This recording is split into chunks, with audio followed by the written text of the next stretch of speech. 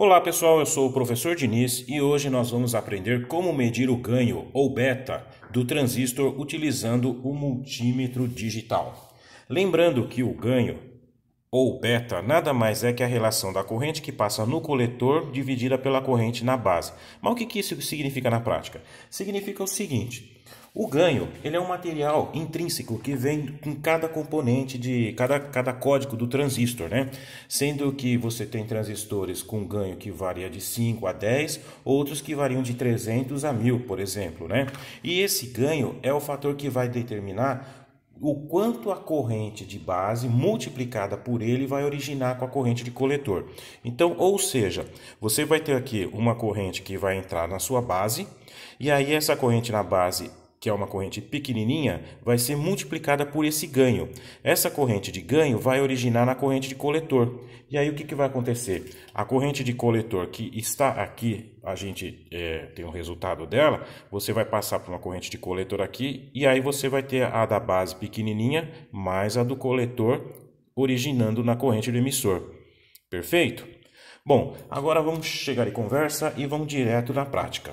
Pois bem, quando você pega o multímetro digital, você vai ter uma escala especial só para ele. Então essa daqui, ó, HFE, tá vendo? E do lado dela você tem aqui um soquete que tem alguns buraquinhos onde você identifica lá EBCE, EBCE, que é o emissor base coletor, de um lado aqui PNP, do lado esquerdo, e outra coluna aqui NPN.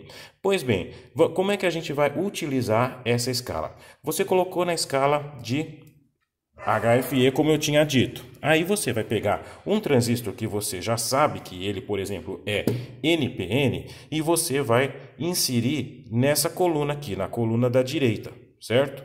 Por quê? Porque é o NPN que está identificando aqui. Aí você vê que tem 4 buraquinhos. Aí você fala, mas por que se o transistor só tem 3, né? Pois é, a gente sabe disso, mas acontece que a gente também sabe que os terminais dos transistores de alta e pequena potência não são na mesma posição. Então, olha o que vai acontecer. A gente viu na aula passada que o transistor de pequena potência, né, é emissor, base e coletor. E aí o que você vai fazer?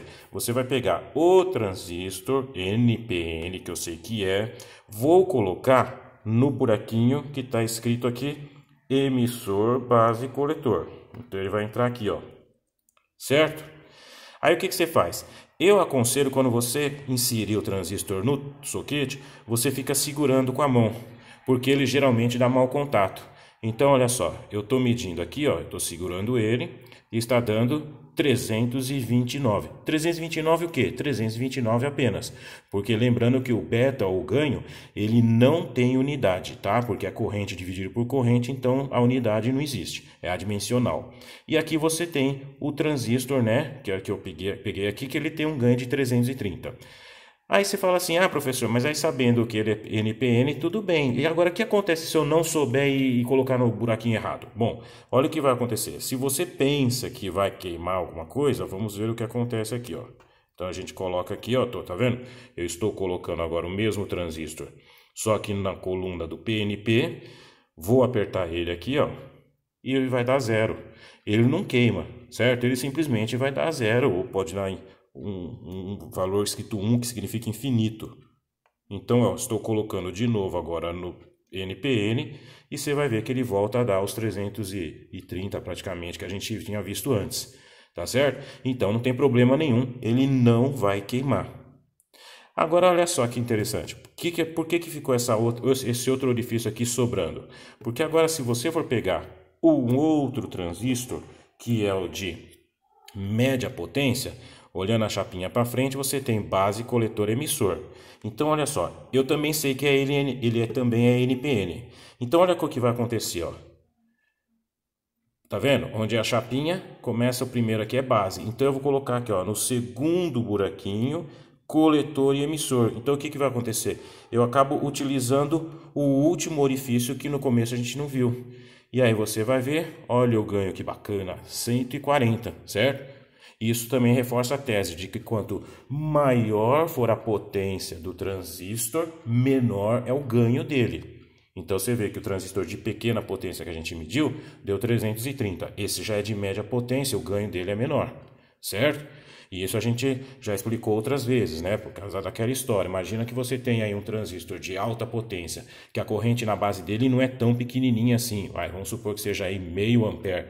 Se o ganho dele for, sei lá, 500, qual vai ser a corrente que você vai ter, né? Então teria que ser um transistor enorme. Por isso que o ganho é inversamente proporcional à potência dos transistores.